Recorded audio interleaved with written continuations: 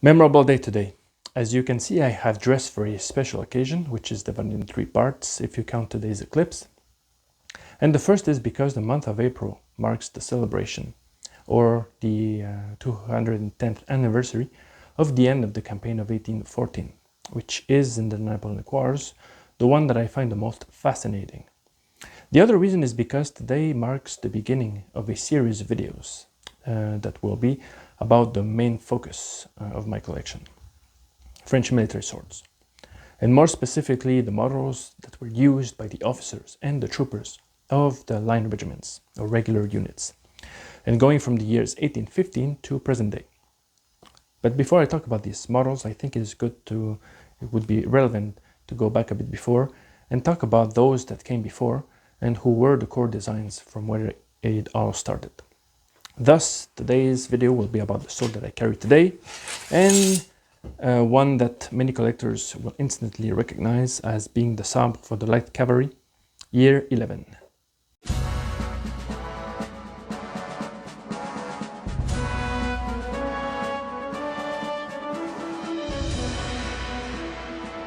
In case you're wondering, this uniform is supposed to be for a trooper of the 7th Chasseurs à Cheval Regiment, which was used during the years 1804 to 1807, approximately. And the reason why I chose this dress is because the sword itself was chiefly carried by the regiments of the Chasseurs à Cheval. And let me explain. When it was issued in the early years of the 1800s, it was given to two types of light cavalry, the Chasseurs à Cheval and the Hussars. The problem is that the Hussars didn't like the sword and rejected it. They thought that, for one, it was just too heavy for their taste. They didn't like the shape. I think they refused to have something that had two branches, and they preferred to keep their old Hungarian style sabers, which had a single knuckle bow as protection for the hand.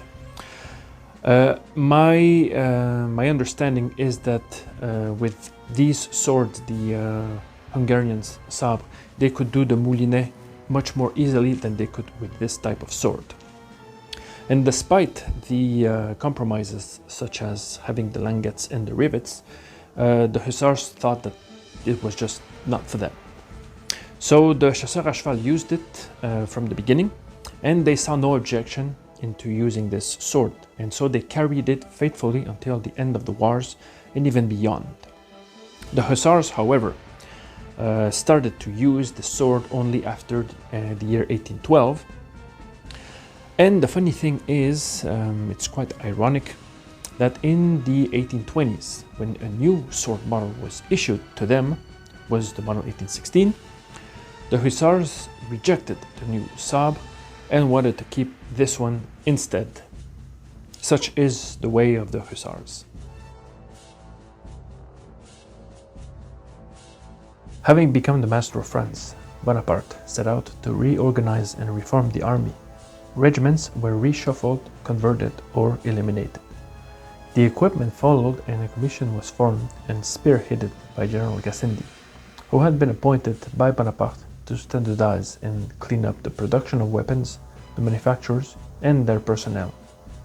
What followed was a series of reforms later referred to as the Year 9 system of the years 1800-1801, and under it a specific contract was given to the manufacturers of Klingenthal, Versailles, and Turin to be the main weapons suppliers to the army in 1801.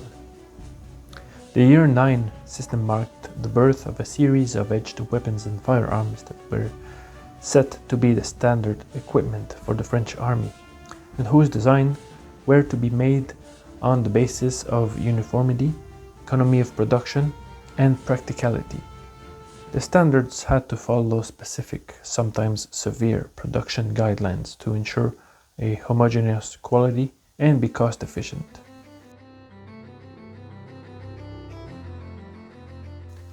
The Light Cavalry Sabre Year 9 was well received by the troopers of the units where it was initially given, the Chasseurs à Cheval, and that is why it is often nicknamed as the Sabre à Chasseur. The Hussars, as I said earlier, despised its design and preferred to hold on to their old Hungarian style sabre. The shape of the hilt was a break from anterior models who had simpler forms.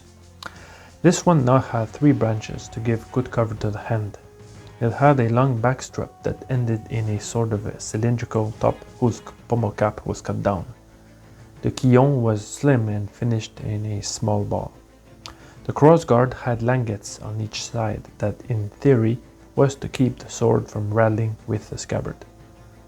The grip was made of wood and had cord wrap, which was then covered with black leather. 2 olive-shaped rivets were placed in the sides. In earlier Sabre, the rivets replaced the wire and kept the leather from peeling away, though by this era, the rivets were really just there for fashion and decoration. This sword was made with a blade that was less curved than previous light cavalry models because it was intended to be able to perform better thrusts. It was on average 87 centimeters long and approximately 3 to 3.6 centimeters wide, and ended with a point that was in the form of a sharp, slim hatchet form. Since this was a military sword that was based on a high rate of production, inevitably some problems would start to appear, and one of them was with the scabbard. The scabbard was initially made of a thin sheet of iron that was 0.95 millimeters thick, and it had 2 flat bracelets and 2 rivets that kept the throat and could be removed for better disassembly. It also ended with a cutout drag whose form was pretty unique to this type. This was changed because the scabbard was deemed too fragile and easily broken or bent, which sometimes trapped the blade inside. 2 years later, the year 11 scabbard was produced and was made of a thicker sheet of iron that was now 2.5 millimeters thick, and the bracelets were rounded to add strength. Only this time 1 rivet was kept, and it was located in the back of the throat. The biggest downside of this new scabbard was that it increased the overall weight considerably. The sabre and the scabbard went from 1.67 kilogram together with the year 9 to 2.76 kilograms with the second scabbard, almost as heavy as the sword itself. Despite the complaints, it was a solid scabbard that would cost much less in repairs and proved to be quite durable. In this form, the light cavalry sabre would have a long lifetime and be used until the War of 1870 and even beyond with the officers' versions.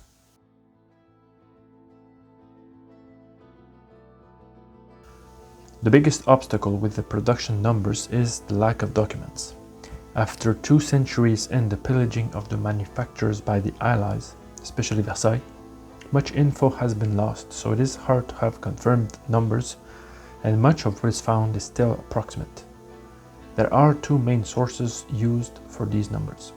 One that is an overview of weapons inventory from Klingenthal and dated from 1827. The other is a record from the Versailles director Boutet, dated from 1818. We will use the first document that looked up on the numbers of arms that had been made from 23 September 1802 to 31 December 1820, and which reads as the following table. You can see the production of the model year 9 started in 1802 and the year 11 in 1806. Under a contract, the manufacturers of Klingenthal and Versailles made joint orders where the blades and the scabbards were made at Klingenthal and then assembled with the hilts and handles of Versailles. And so the production of each is written in separate columns. You will also note that the numbers are not equal. That is because not all swords were made in 2 separate places. Many were made entirely at Klingenthal, though as far as I know Versailles didn't make blades, but they used those marked AP for Atelier de Paris, and some from Solingen, thus explaining the discrepancy in numbers. It is also interesting to read the low numbers of swords that were made in 1807. It was possibly because there was a disruption in the production chain. Not surprisingly, the biggest number was made in 1813, when the army had to rebuild the losses of the campaign of Russia. This is also the year when the manufacturer of Turin had to step up and join in the war effort, as previously they only did firearms. In the document we are informed that the total production number of the Sabre year 9 were 4,050 made at Klingenthal and 12,246 made at Versailles. The Sabre year 11 made at Klingenthal were a total of 84,281 and 71,771 at Versailles. To this was added an extra 8,835 made at Turin. The Versailles document differs a bit in numbers and stated that it produced 12,641 year 9 Sabre and 64,871 Sabre year 11. The year 9 model only started to be produced in the year 1802 rather than 1800. This is because, as was typical with any other sword model, production only started a couple of years after it was approved. It was the same thing with the improved scabbard, which was approved in the year 11 but came out only a year later. The model year 11 was in turn produced only after 1806 up until the 1820s when this report was written, but in truth it continued to be made, though in very short numbers, by Klingenthal until the 1850s. Some of you will ask the question, how can you differentiate a sword model year 9 from year 11? Well, there was no real difference between the two in the form, only the scabbard was subject to change. So the Sabre year 11 made after 1806 were simply those that were built with the new scabbard. If you truly wish to know if your sword is one of those that were the early ones crafted with the rare year 9 scabbards, the only indication that can tell is with the markings.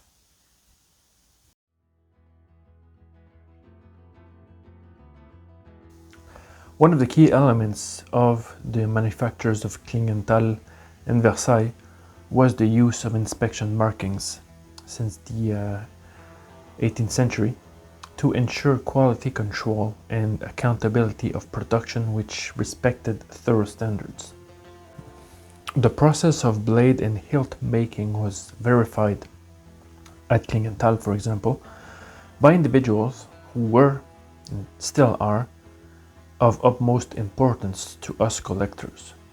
These were the director, the inspector, the controllers of first and second class, also called the revisor. They had their own initials stamped to validate the process as it advanced the chain of production, and they were aware that if a piece returned faulty, they would have had to take responsibility, which is why they enforced a strict control.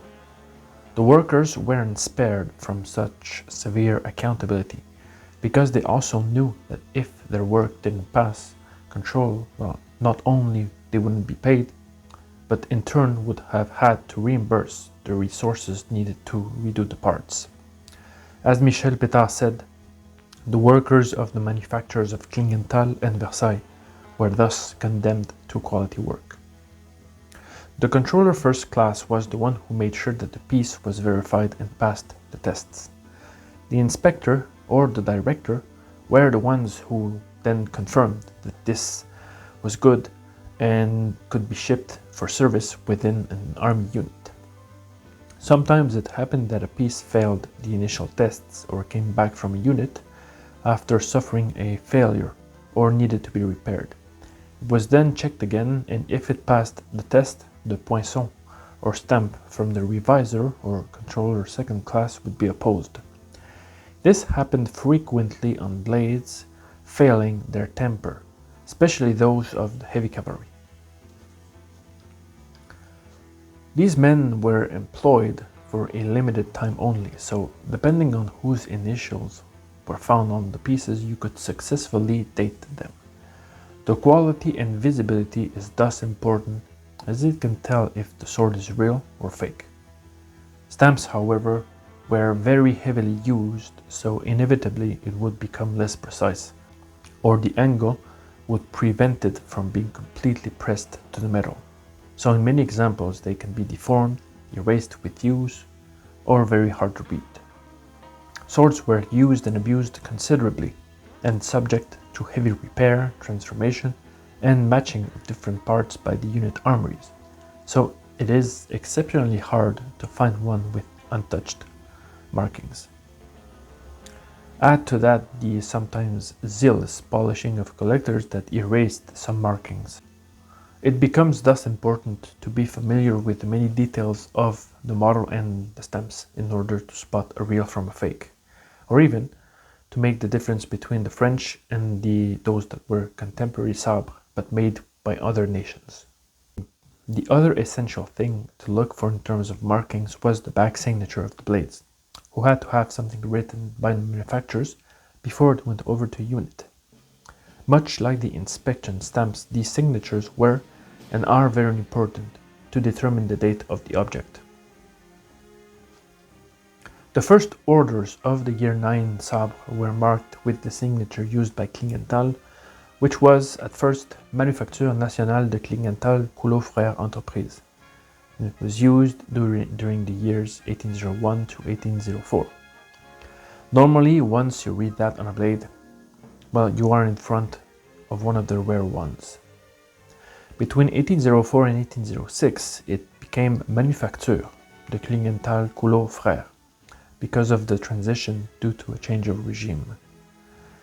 Because France became the empire in 1804, the signature now was confirmed, allegedly on January 30, 1806, to Manufacture Impériale de Klingenthal Coulot Frères Entreprise, though this last word wasn't always present in some specimens.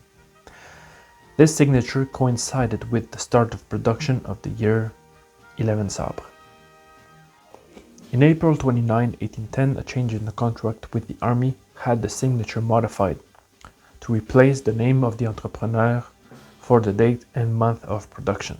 So now the swords had the signature written as Manufacture Impériale de Klingenthal, month and date of production. In 1814, a new change of regime happened, which was the first restoration, and the signature read Manufacture Royale de Klingenthal, month and date of production. Then, during the 100 Days campaign, it went back to Manufacture Impériale de Klingenthal, month and date, and switched back to Manufacture Royale de Klingenthal, month, date, following the final abdication of the emperor. Finally, because the French army would stop its contract with Klingenthal in favor of the manufacture of Châtellerault, the need to have the date and year of manufacture would stop after 1836. Thus, if a blade had the signature Manufacture Nationale de Klingenthal Coulot Frères Entreprise or Manufacture de Klingenthal Coulot Frères, and with the stamps of Mouton or Levavasseur or Beaumaretz, it was a true specimen of the year 9. If, on the other hand, it had the blade marked Manufacture Impériale de Klingenthal Coulot Frères with stamps of Bic and Marion, then we are dealing with a year 11 sabre. I highly recommend the book Klingenthal Première Manufacture Royale d'Armes Blanches en France in order to get the best list of stamps so you can clearly identify a sword. But whenever you read Coulot Frères, it is a very good find. As said a bit before, the manufacturer of Versailles didn't just assemble blades coming from Klingenthal.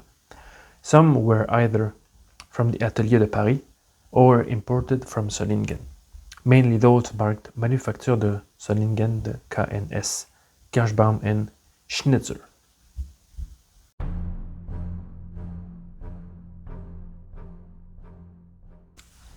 Initial distribution of the sabre started in approximately 1802 to the chasseurs à cheval, but it was done rather slowly, and it was only in 1808 that all of these regiments were truly equipped with the sabre. It was gradually given after 1806 to other regiments such as the Horse Artillery units of the train battalions, the chevaux légers and the gendarmerie of Berg, the chevaux légers lancers after 1812, and even to units of the guard, such as the 2 regiments of lancers, the regiments of guards of honor, the regiments of éclaireurs, and the horse artillery of the young guard. In 1812, a new uniforms and weapons reform came into effect as the Bardin regulations, and the hussars were ordered to use the year 11 sabre and stop using the older model. This time it was backed by a severe order coming from the emperor himself. So as you can see, this sabre was used extensively within the Grande Armée and for a number of years. This is also why it holds a special place for some collectors. The sword survived the wars and was carried within the hussars as late as 1845, was therefore termed the sabre à la hussard by then. And it was even mentioned in a document of swords that Klingenthal was still selling to the military in 1854. So it really had a rather long career, despite being technically replaced by the models 1816 and 1822. It really disappeared after the War of 1870, when a new wave of standardization was taking form. But since the French army was a fervent advocate of recycling obsolete models, some rare but existing specimen could be seen with a scabbard having only 1 ring, seemingly used after 1882.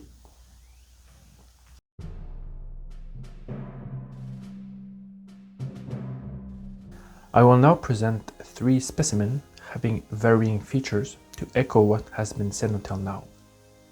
The first one is a sabre that was made at Klingenthal, as shown in the back.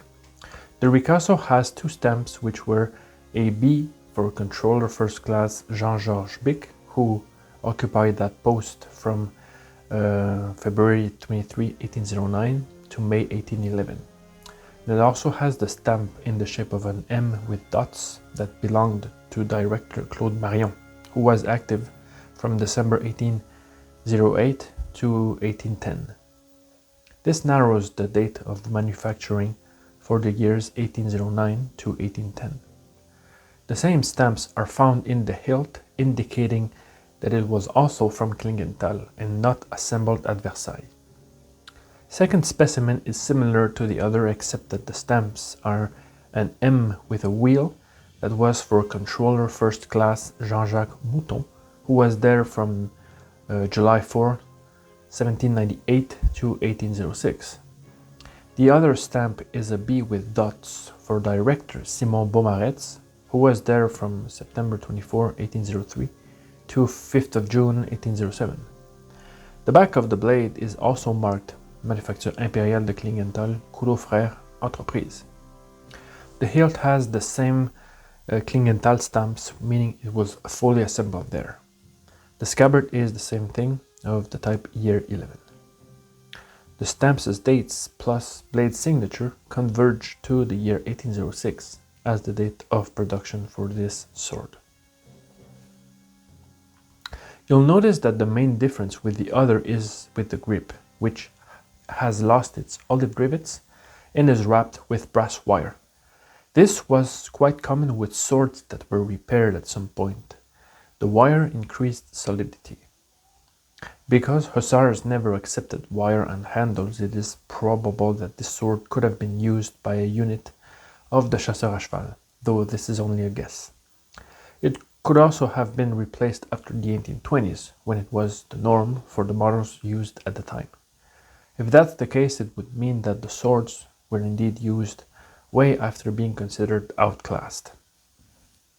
Third specimen is seemingly not different and has the olive rivets on handle, the same type of scabbard and the hilt, but these appearances can be deceptive because the blade was made in France. Its back signature is Manufacture de Solingen de KNS, and it is accompanied by a single C stamp on the Ricasso, possibly a quality control from the Solingen firm. The hilt, however, is clearly marked Versailles, and it has 2 more stamps, which were an italic B for either Bouny, who was the controller from 1800 to 1807, or it could be the stamp for JJC Bureau, who was the director from February 1812 to July 1813. There is also another stamp located at the Quillon tail, which was for, it was an LF for J.B. Lefebvre, reviser in 1807, and then controller from January 1811 to December 1813. This could date the sword to either the year 1807 or the years 1812 to 1813. It is possible the practice of using such blades was under a specific contract between the manufacturers, or it could have been done for campaign needs. According to Michel Pétard, when the troops were far away and where the logistical resources would be challenged, the army used, under the supervision of artillery teams, non-French blades made for export.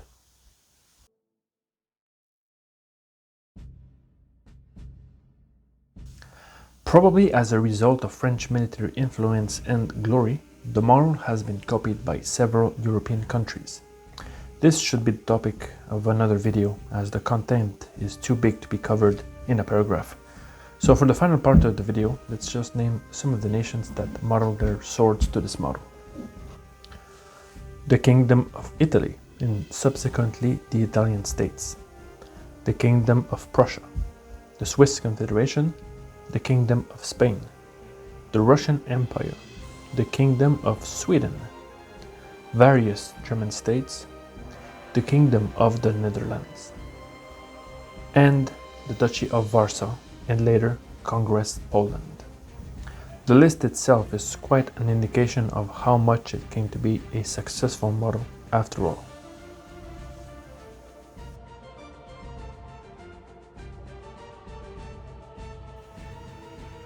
And this is the end of today's episode. I hope you have enjoyed it and learned a few things. There aren't many sources in English about the sabre, so hopefully my video will answer some of your questions today. If you own one, let me know what you think about it. Personally, I like them. They are formidable combat swords. I like the handling despite being a bit heavy for a light cavalry sabre, but they are very durable. I have held some of these in the past, having broken grips or broken hilts, and yet none of them were loose in the hand. So it says a lot about how well made they could be produced, and possibly explaining why they were copied by so many nations in the past. They aren't very rare, but they are expensive in the market because of what they symbolize.